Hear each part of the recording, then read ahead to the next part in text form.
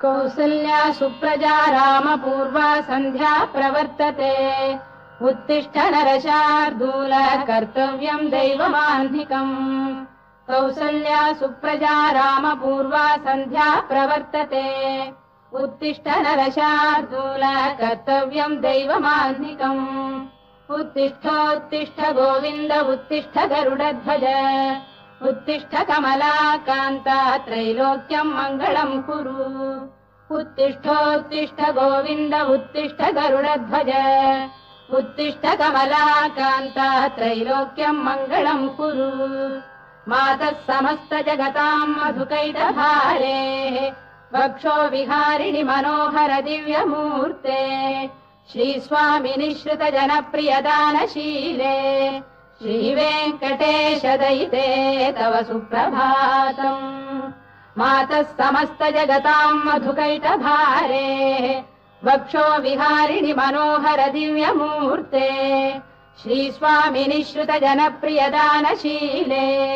श्रीवेङ्कटेश दयिते तव सुप्रभातम्। तव सुप्रभातमरविन्दलोचने भवतु प्रसन्नमुख चन्द्रमण्डले विधिशङ्करेन्द्रवनिताभिरर्चिते वृषशैलनाथ दयिते दयानिधे। अत्र्यादिसप्तऋषयः समुपास्य सन्ध्याम् आकाश सिन्धु कमलानि मनोहराणि आदाय पादयुगमर्चयितुम् प्रपन्नाः शेषाद्रिशेखर विभो तव सुप्रभातम्। पञ्चाननाब्ज भव षण्मुख वासवाद्याः त्रैविक्रमादिचरितम् विबुधास्तुवन्ति भाषापतिः पठति वासर शुद्धिमारात् शेषाद्रिशेखर विभो तव सुप्रभातम्। ईषत् प्रफुल्ल सरसीरुहनारिकेल पूगद्रुमादिषु मनोहर पालिकानाम् आवाति मन्दमनिलः सह दिव्यगन्धैः शेषाद्रिशेखर विभो तव सुप्रभातम्। उन्मील्य नेत्रयुगमुत्तम पञ्जरस्थाः पात्रावशिष्ट कदलीफलपायसानि भुक्त्वा सलीलमथकेलिशुकाः पठन्ति शेषाद्रिशेखर विभो तव सुप्रभातम्। तन्त्री प्रगर्ष मधुरस्वनया विपञ्च गायत्यनन्दचरितम् तव नारदोऽपि भाषा समग्रमसहृत्करचार रम्यम् शेषाद्रिशेखर विभो तव सुप्रभातम्। भृङ्गावळी च मकरन्दरसानुविद्ध जङ्गारगीत निनदैः सह सेवनाय वीर्यात्युपान्त सरसी कमलोदरेभ्यः शेषाद्रिशेखर विभो तव सुप्रभातम्। योषा गणेन वरदध्नि विमथ्यमाने घोषालयेषु दधिमन्थन तीव्र घोषाः रोषात् कलिम् विदधते ककुभश्च कुम्भाः शेषाद्रिशेखर विभो तव सुप्रभातम्। पद्मेश मित्र शतपत्र गतालिवर्गाः हर्तुम् श्रियम् कुवलयस्य निजाङ्गलक्ष्म्या भेरी निनादमिव बिभ्रति तीव्रनादम् शेषाद्रिशेखर विभो तव सुप्रभातम्। श्रीमन्नभीष्टवरदाखिल लोकबन्धो श्री श्रीनिवास जगदेक दयैक सिन्धो श्रीदेवतागृह भुजान्तल दिव्यमूर्ते श्रीवेङ्कटाचलपते तव सुप्रभातम्। श्रीमन्नभीष्टवरदाखिल लोकबन्धो श्री श्रीनिवास जगदेक दयैक सिन्धो श्रीदेवतागृह भुजान्तर दिव्यमूर्ते श्रीवेङ्कटाचलपते तव सुप्रभातम्। श्रीस्वामि पुष्करिणिकाप्लव निर्मलाङ्गाः श्रेयोर्धिनो हर विरिञ्च सनन्दनाद्याः द्वारे वसन्ति वरवेत्र हतोत्तमाङ्गाः श्रीवेङ्कटाचलपते तव सुप्रभातम्। श्रीशेषशैल गरुडाचल वेङ्कटाद्रिनारायणाद्रिवृषभाद्रिविषाद्रिमुख्याम् आख्याम् त्वदीय वसतेरनिशम् वदन्ति श्रीवेङ्कटाचलपते तव सुप्रभातम्। सेवापराः शिव सुरेश कृशानुधर्म रक्षोऽम्बुनाथ पवमान धनाधिनाथाः बद्धाञ्जलि प्रविलसन् निज शीर्षदेशाः श्रीवेङ्कटाचलपते तव सुप्रभातम् घाटीषु देवि खगराज मृगाधिराज नागाधिराज गजराज हयाधिराजाः स्वस्वाधिकार महिमाधिकमर्थयन्ते श्रीवेङ्कटाचलपते तव सुप्रभातम् सूर्येन्दुभौम बुधवाक्परिकाव्यसौरिस्वर्भानुकेतुदिविषत्परिषत्प्रधानाः त्वद्दासदासचरमावधिदासदासाः श्रीवेङ्कटाचलपते तव सुप्रभातम् त्वत्पादधूलिभरितस्फुरितोत्तमाङ्गाः स्वर्गापवर्गनिरपेक्ष निजान्तरङ्गाः कल्पागमाकलनयाकुलताम् लभन्ते श्रीवेङ्कटाचलपते तव सुप्रभातम् त्वद्गोपुराग्रशिखराणि निरीक्षमाणाः स्वर्गापवर्गपदवीम् परमाम् श्रयन्तः मर्त्या मनुष्यभुवने मतिमाश्रयन्ते श्रीवेङ्कटाचलपते तव सुप्रभातम् श्रीभूमिनायक दयादिगुणामृताब्धे देवादिदेव जगदेक शरण्यमूर्ते श्रीमन्ननन्त गरुडाधिभिरर्चिताग्रे श्रीवेङ्कटाचलपते तव सुप्रभातम् श्रीपद्मनाभ पुरुषोत्तम वासुदेव वैकुण्ठ माधव जनार्दन चक्रपाणे श्रीवत्स चिह्न शरणागत पारिजात श्रीवेङ्कटाचलपते तव सुप्रभातम् कन्दर्पदर्पहर सुन्दर दिव्यमूर्ते कान्ताकुजाम्बुरुह कुड्मललोल दृष्टे कल्याण निर्मल गुणाकर दिव्य कीर्ते श्रीवेङ्कटाचलपते तव सुप्रभातम् मीनाकृते कमठकोल नृसिंहवर्णिन् स्वामीन् परश्वत तपोधन रामचन्द्र शेषांश रामयदुनन्दन कल्किरूप श्रीवेङ्कटाचलपते तव सुप्रभातम् लीलालवङ्ग घनसार सुगन्धितीर्थम् दिव्यम् वियस्सरिति हेम घटेषु पूर्णम् धृत्वाद्य वैदिक शिखामणयः प्रहृष्टाः तिष्ठन्ति वेङ्कटपते तव सुप्रभातम् भास्वानुदेति विगचानि सरोरुहाणि सम्पूरयन्ति निनदैकगुभो विहङ्गाः श्रीवैष्णवाः सततमर्थितमङ्गलास्ते धामाश्रयन्ति तव वेङ्कट सुप्रभातम् ब्रह्मादयः सुरवराः समहर्षयस्ते सन्तः सनन्दन मुखास्तव योगिवर्याः धामान्तिके तव हि मङ्गलवस्तु हस्ताः श्रीवेङ्कटाचलपते तव सुप्रभातम् लक्ष्मीनिवास निरवद्य गुणैक सिन्धो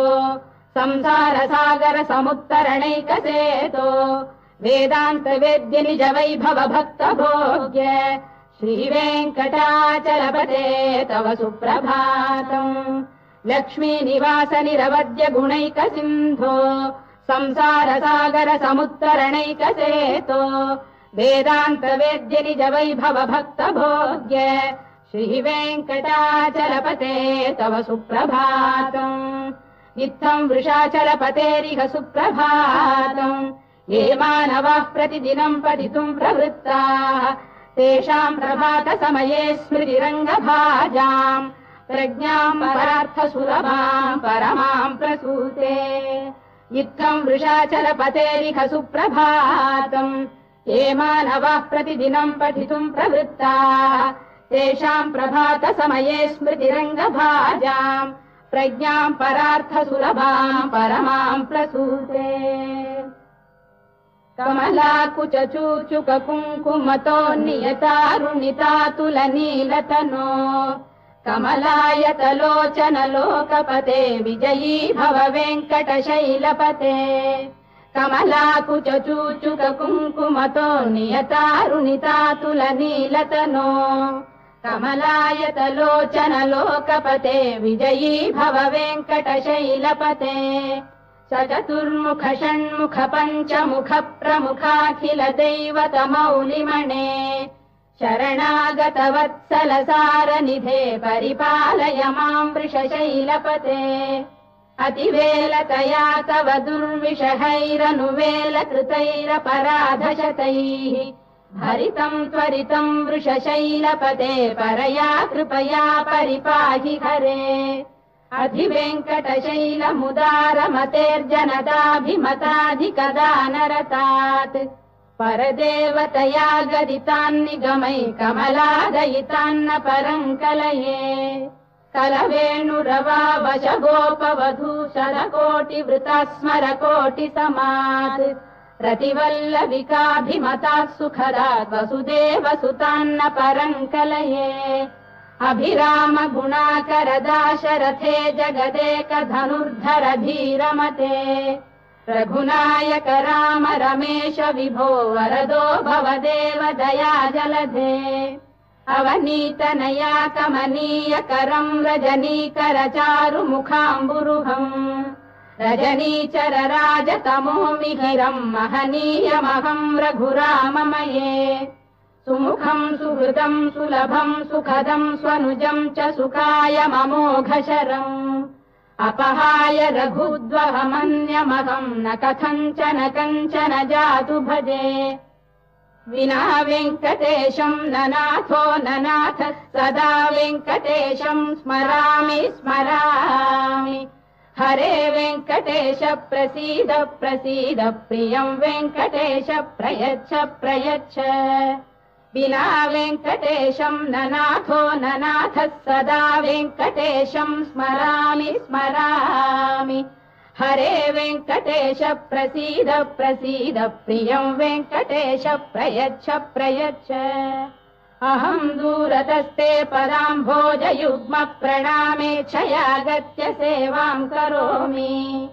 सकृत्सेवया नित्यसेवा फलम् त्वम् प्रयच्छ प्रयच्छ प्रभो वेङ्कटेश अज्ञानिना मया दोषानशेषान् विहितान् हरे क्षमस्वत्वम् शेषशैलशिखामणे अज्ञानिना मया दोषानशेषान् विहितान् हरे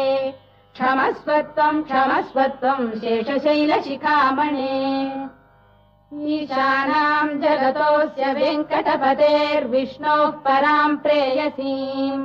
तद्वक्षस्थलनित्यवासरसिकाम् तत्क्षान्तिसंवर्धिनीम् पद्मालङ्कृतपाणिपल्लवयुगाम् पद्मासनस्थाम् श्रियम् वात्सल्यादिगुणोज्ज्वलाम् भगवतीम् वन्दे जगन्मातरम् ईशानाम् जगतोऽस्य वेङ्कटपतेर्विष्णोः पराम् प्रेयसीम् तद्वक्षस्थलनित्यवासरसिकाम् तत्क्षान्तिसंवर्धिनीम् पद्मालङ्कृतपाणिपल्लवयुगाम् पद्मासनस्थाम् श्रियम् वात्सल्यादिगुणोज्ज्वलाम् भगवतीम् वन्दे जगन्मातरम् श्रीमन्कृपाजलनिधे कृत सर्वलोक सर्वज्ञ शक्तनतवत्सल सर्वशेषिन् स्वामिन् सुशील सुलभाश्रित पारिजात श्रीवेङ्कटेश चरणौ शरणम् प्रपद्ये श्रीमन्कृपाजलनिधे कृत सर्वलोक सर्वज्ञ शक्तनतवत्सल सर्वशेषिन् स्वामिन् सुशील सुलभाश्रित पारिजात श्रीवेङ्कटेश चरणौ शरणम् प्रपद्ये आनूपुरार्पित सुजात सुगन्धि पुष्प सौरभ्य सौरभकरौ समशन्निवेशौ सौम्यौ सदानुभवनेऽपि नवानुभाव्यौ श्रीवेङ्कटेश चरणौ शरणम् प्रपद्ये सद्यो विकासि समुदित्वरसान्द्र राग सौरभ्य निर्भर सरोरुपसाम्यवार्ताम् सम्यक्षु साहसपदेषु विलेखयन्तौ श्रीवेङ्कटेश चरणौ शरणम् प्रपद्ये रेखामयध्वज सुधाकलशातपद्रवज्राम्बुशाम्बुरुहकल्पकशङ्खचक्रैः भव्यैरलङ्कृततलौ परतत्त्वचिह्नैः श्रीवेङ्कटेश चरणौ शरणम् प्रपद्ये ताम्रोदरद्युतिपराजित पद्मरागौ बाह्यैर्महोभिरभिभूत महेन्द्रनीलौ उद्यन्नखांशुभिरुदत्त शशाङ्कभासौ श्रीवेङ्कटेश चरणौ शरणम् प्रपद्ये सप्रेम भीति कमलाकर पल्लवाभ्याम् संवाहनेऽपि सवधिक्रममादधानौ कान्ताववाङ्मनस गोचर सौकुमार्यौ श्रीवेङ्कटेश चरणौ शरणम् प्रपद्ये लक्ष्मीमही तदनुरूप निजानुभाव नीलादि दिव्यमहिषीकर पल्लवानाम् आरुण्य संक्रमण तक्किल सान्द्ररागौ श्रीवेङ्कटेश चरणौ शरणम् प्रपद्ये नित्यानमद्भिः शिवादि किरीटकोटि प्रत्युक्त दीप्त नवरत्न महप्ररोहैः नीराजना विधिमुदारमुपादधानौ श्रीवेङ्कटेश चरणौ शरणम् प्रपद्ये विष्णौ पदे परम इत्युदित प्रशंसौ यौ मध्व उत्स इति भोग्यतयाप्युपातौ भूयस्ततेति तव पाणितल प्रतिष्ठौ श्रीवेङ्कटेश चरणौ शरणम् प्रपद्ये पार्थाय तत्सदृशसारथिना त्वयैव यौ दर्शितौ स्वचरणौ शरणम् व्रजेति भूयोऽपि मह्यमिहतौ करदर्शितौ ते श्रीवेङ्कटेश चरणौ शरणम् प्रपद्ये मन्मूर्धिकालियपणे विकटाटवीषु श्रीवेङ्कटाद्रिशिखरे शिरसि श्रुतीनाम् चित्तेऽप्यनन्य मनसाम् सममाहितौ ते श्रीवेङ्कटेश चरणौ शरणम् प्रपद्ये अम्लानधृष्यदवनीतलकीर्ण पुष्पौ श्रीवेङ्कटाद्रिशिखराभरणायमानौ आनन्दिताखिल मनोनयनौ तवैतौ श्रीवेङ्कटेश चरणौ शरणम् प्रपद्ये प्राय प्रपन्न जनता प्रथमावगाह्यौ मातुस्तनाविव शिशोरमृतायमानौ प्राप्तौ परस्पर तुलामतुलान्तरौ ते श्रीवेङ्कटेश चरणौ शरणम् प्रपद्ये सत्त्वोत्तरैः सतत सेव्य पदाम्बुजेन संसारतारकदयार्द्रदृगञ्चलेन सौम्योपयन्तृ मुनिना मम दर्शितौ ते श्रीवेङ्कटेश चरणौ शरणम् प्रपद्ये सत्त्वोत्तरैः सतत सेव्य पदाम्बुजेन संसारतारकदयार्द्रदृगञ्चलेन सौम्योपयन्तृ मुनिना मम दर्शितौ ते श्रीवेङ्कटेश चरणौ शरणम् प्रपद्ये श्रीशश्रिया घटिकया त्वदुपाय भावे प्राप्ये त्वयि स्वयमुपेय दया स्फुरन्त्या नित्याश्रिताय निरवद्य गुणाय तुभ्यम् स्याम् किङ्करो वृषगिरीश न जातु मह्यम् श्रीशश्रिया घटिकया त्वदुपाय भावे प्राप्ये त्वयि स्वयमुपेय दया स्फुरन्त्या नित्याश्रिताय निरवद्य गुणाय तुभ्यम् स्याम् किङ्करो वृषगिरीश न जातु मह्यम् श्रियकान्ताय कल्याण निधये निधयेऽर्थिनाम् श्रीवेङ्कटनिवासाय श्रीनिवासाय मङ्गलम् श्रियकान्ताय कल्याण निधये निधयेऽर्थिनाम् श्रीवेङ्कटनिवासाय श्रीनिवासाय मङ्गलम् लक्ष्मी सविभ्रमालोक सुभ्रू विभ्रम चक्षुषे चक्षुषे सर्वलोकानाम् वेङ्कटेशाय मङ्गलम् श्रीवेङ्कटाद्रिशृङ्गाद्रमङ्गलाभरणाङ्गये मङ्गलानाम् निवासाय श्रीनिवासाय मङ्गलम् सर्वावयव सौन्दर्य सम्पदा सर्वचेतसाम् सदा सम्मोहनायास्तु वेङ्कटेशाय मङ्गलम् नित्याय निरवध्याय सत्यानन्दचिदात्मने सर्वान्तरात्मने श्रीमद्वेङ्कटेशाय मङ्गलम् स्वतः सर्वविदे सर्वशक्तये सर्वशेषिणे सुलभाय सुशीलाय वेङ्कटेशाय मङ्गलम् परस्मै ब्रह्मणे पूर्णकामाय परमात्मने प्रयुञ्जे परतत्त्वाय वेङ्कटेशाय मङ्गलम् आकालतत्त्वमशान्तमात्मनामनुपश्यताम् अतृप्त्यमृतरूपाय वेङ्कटेशाय मङ्गलम् प्रायस्वचरणौ पुंसाम् शरण्यत्वेन पाणिना कृपयाधिशते श्रीमद्वेङ्कटेशाय मङ्गलम् दयामृततरङ्गिण्यास्तरङ्गैरिव शीतलैः अभाङ्गैः सिञ्चते विश्वम् वेङ्कटेशाय मङ्गलम् श्रद्भूषाम्बरहेतीनाम् सुषमावकमूर्तये सर्वार्तिशमनायास्तु वेङ्कटेशाय मङ्गलम् श्रीवैकुण्ठविरक्ताय स्वामि पुष्करिणीतटे रमया रममाणाय वेङ्कटेशाय मङ्गलम् श्रीवैकुण्ठविरक्ताय स्वामि पुष्करिणीतटे रमया रममाणाय वेङ्कटेशाय मङ्गलम् श्रीमत्सुन्दरजामातृमुनिमानसवासिने सर्वलोकनिवासाय श्रीनिवासाय मङ्गलम् मङ्गलाशासनपरैर्मदाचार्य पुरोगमैः सर्वैश्च पूर्वैराचार्यैः सत्कृतायास्तु मङ्गलम्।